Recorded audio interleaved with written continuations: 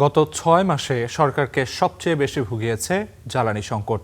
এছাড়া দ্রব্যমূল্যের ঊর্ধ্বগতিও দেয়নি স্বস্তি। তবে এ সময় অর্থনীতিতে একমাত্র আশার বিষয় ছিল প্রবাসীদের পাঠানো রেকর্ড পরিমাণ রেমিটেন্স, যাতে বেড়েছে রিজার্ভ, ফলাফল স্থিতিশীল ডলারের দাম। অর্থনীতিবিদরা মনে করছেন অতীতের পুঞ্জীভূত সমস্যাগুলোর সমাধান করাই এখন বিএনপি সরকারের সামনে বড় চ্যালেঞ্জ।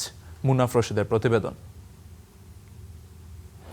দেশ পরিচালনার ৬ মাস পার করছে বিএনপি নেতৃত্বাধীন সরকার।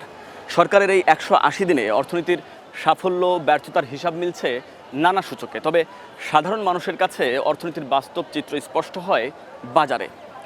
দ্রব্যমূল্য কমেছে কিনা, মূল্যস্ফীতি কতটা সহনীয় হয়েছে, তাদের কাছে সেটি অর্থনীতির বড় মাপকাঠি। ৬ মাস আগে ফেব্রুয়ারিতে মূল্যস্ফীতি ছিল ৯.13%। জুলাইয়ে তা নেমেছে ৮.32%। কিছুটা স্বস্তি এলেও উচ্চ মূল্যস্ফীতির চাপ এখনও কাটেনি। আর এই মূল্যস্ফীতির পেছনে অনেকটা দায়ী মধ্যপ্রাচ্যের যুদ্ধের ফলে তৈরি হওয়া জ্বালানি সংকট ও দাম বৃদ্ধি। গেল অর্থবছরে বাংলাদেশের রেকর্ড $10 বিলিয়ন বেশি অর্থ জ্বালানি আমদানি ব্যয় করতে হয়েছে। যদিও এর ফলে রিজার্ভে ততটা চাপ পড়েনি, কারণ দেশে বিনিয়োগ না থাকায় অন্য ক্ষেত্রে আমদানির চাহিদা ছিল কম। ফলে সরকারের ৬ মাসে আগস্টে গ্রস রিজার্ভ বেড়ে দাঁড়িয়েছে প্রায় $37.7 বিলিয়ন।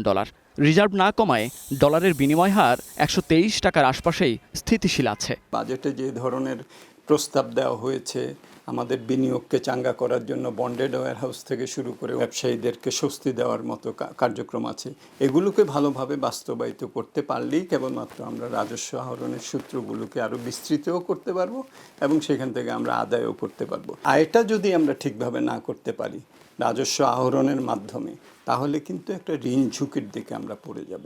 সামষ্টিক অর্থনীতির এই পর্যায়ে স্বস্তি থাকলেও সবচেয়ে বড় খাত রপ্তানি আয়ে হতাশা। অন্যদিকে জ্বালানি ও সারের আমদানি বাড়ায় মোট আমদানি বেড়ে বাণিজ্য ঘাটতি বেড়ে দাঁড়িয়েছে $27 বিলিয়ন। আমরা 4টা জায়গাকে আইডেন্টিফাই করেছিলাম। এই 4টা জায়গা যদি সংস্কার করা না যায় তাহলে ইনভেস্টমেন্ট আসবে না। জ্বালানি সংকট, ব্যাংকিং খাতের সংস্কার না হওয়াতে আপনি দেখেন ইনভেস্টমেন্ট কিন্তু একেবারে জিরোই বলতে পারেন। মানে ফরেন ইনভেস্টমেন্ট তো আসেই নাই, বরঞ্চ আমরা যারা লোকাল ইনভেস্টর আছি আমাদেরও কিন্তু এখন টিকে থাকার সংগ্রামে থাকতে হচ্ছে। তবে ভঙ্গুর অর্থনীতিকে ধরে রেখেছেন মূলত প্রবাসীরা। গেল অর্থবছরে তাদের পাঠানো $35 বিলিয়ন বেশি রেমিটেন্স প্রবাহ বাণিজ্য ঘাটতি মিটিয়ে বৈদেশিক বাণিজ্য লেনদেনের ভারসাম্যে উদ্বৃত্ত রেখেছে $6.6 বিলিয়ন বেশি।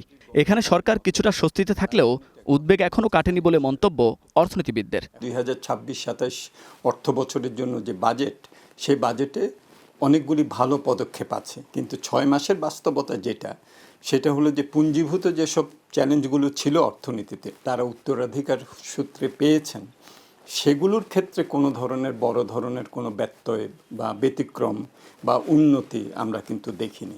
সরকারের 6 মাসে সামষ্টিক অর্থনীতিতে ইতিবাচক প্রবণতা না থাকলেও দ্রুত জ্বালানি সংকট সমাধান করে বিনিয়োগ বাড়ানোর ওপর জোর দিয়েছেন সংশ্লিষ্টরা।